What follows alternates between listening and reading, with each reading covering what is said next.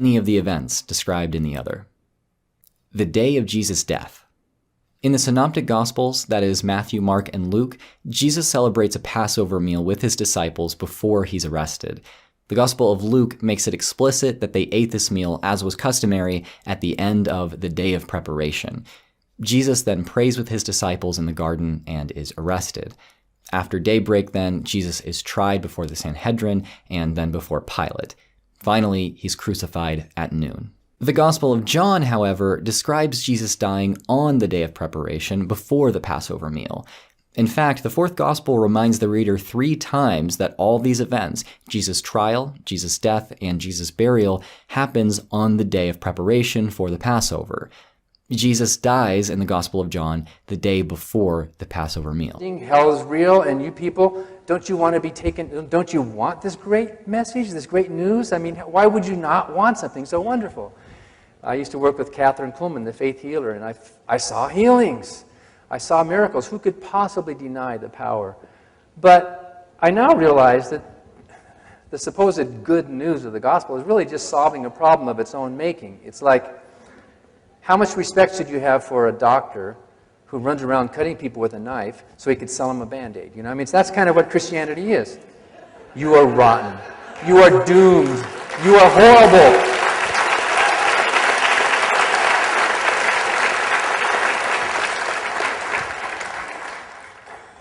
Suppose you were walking by my house one day. You've been walking by for a long time. And I were to go up on the porch and say, hey, stop, I've got some good news. Good news for you people. Stop, stop, stop. You don't have to go down in my basement. This is great news. You've been walking by all this time. You've been ignoring me. And I deserve to be recognized and honored. And you've been ignoring me, and it's made me so angry and so mad, and I just get so horribly mad, so I built this torture chamber down in the basement. And there's some hooks down there, and there's some sharp things, and there's some vats of sneaky stuff, and there's a furnace, and there's some chains, and it's horrible, and there's flames. But you don't have to go down there. I sent my son down there.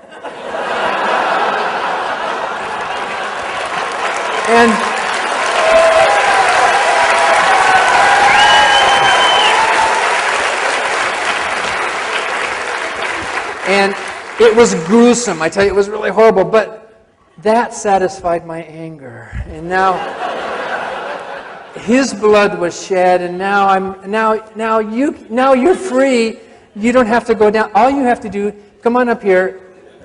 Just come up and tell my son that you love him, and hug him, and then you can move in with us. We'll live up in the attic, and you can tell me how great I am. You can just tell me how much you love me, and we'll do that. Won't that be great?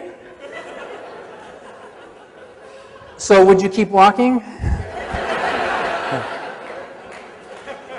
And I really thought this was wonderful news. I mean, who would not want to hear this good news of the gospel?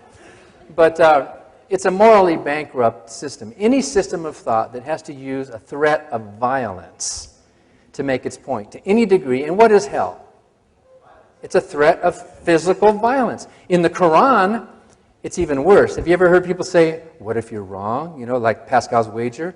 What have you got to lose because what if there is a hell? Well, with that kind of thinking, this Pascal's wager kind of thinking, what you should do is pick the religion with the worst hell in it. Because you should pick Islam. Because what if your Christians die and that's what have you got to lose?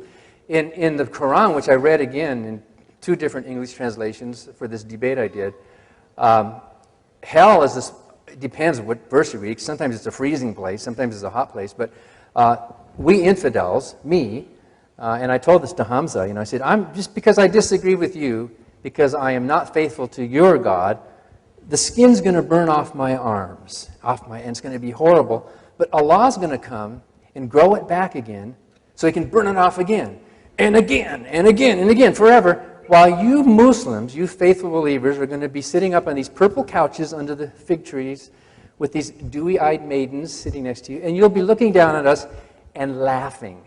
That's what the Quran says. You'll be laughing at us for that.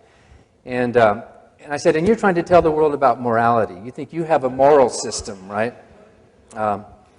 And in fact, I debated a guy a couple years ago in Colorado, a Muslim imam.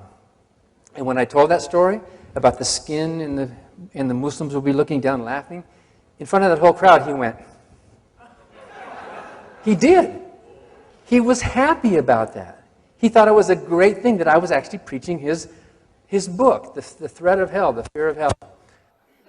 But the deeper problem with arguing for the truth of any religion is that the evidence for our religions is either non-existent or terrible. And this subsumes all claims about the existence of a personal God, the divine origin of certain books, the virgin birth of certain people, the veracity of ancient miracles. I mean, take Christianity as an example. Christianity is founded on the claim that the gospel account of the miracles of Jesus is true. There are certain Christians that may want to hedge their bet here, but most Christians, most of the time, take some complement of these miracles as true, and most important seems to be the resurrection. Now, the problem with this is that the only thing that testifies to these miracles ever having occurred is the gospel. There's no extra biblical description of these events. Everyone agrees that the Gospels were written decades after the events they report, the earliest Gospels.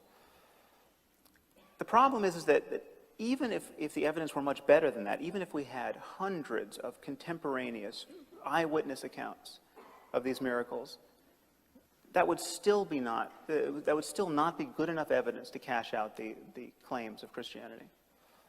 Why not? Well, the problem is that in the 21st century, reports of miracles are still quite common.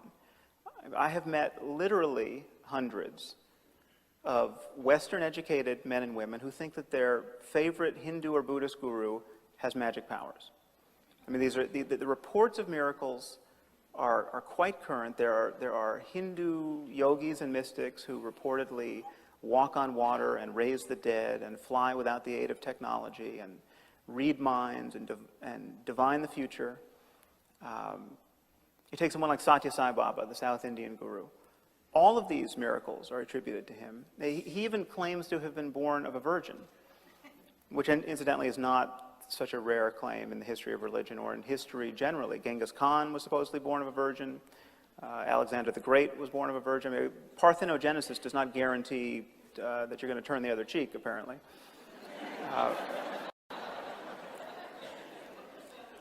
So consider this. Satya Sai Baba has these miracles attributed to him by literally thousands upon thousands of living eyewitnesses. He is not the David Koresh of Hinduism. His devotees threw a birthday party for him a few years ago, and 1 million people showed up. There are millions of people who believe he is a living God. Now, so consider, as though for the first time, the foundational claim of Christianity.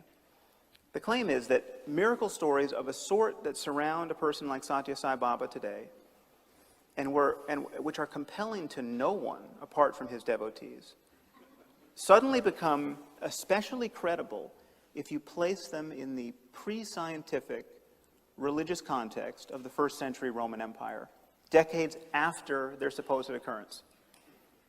So Satya Sai Baba's miracles don't even merit an hour on the Discovery Channel. And yet, place these miracles in an ancient text, and half the people on this earth think it a legitimate project to organize their lives around them. Does anyone else see a problem with that? The human brain, when it's young, is a sponge. It has to be. It has to take in all the information. It has to trust its parents, its elders, to survive. Without question, don't touch the fire. Why not? Don't go near the wolf. Don't touch that spider with a red bit. Don't touch that. Why not? Just don't. There is a God. What? There is a God. And if you're bad, you go to hell. Okay?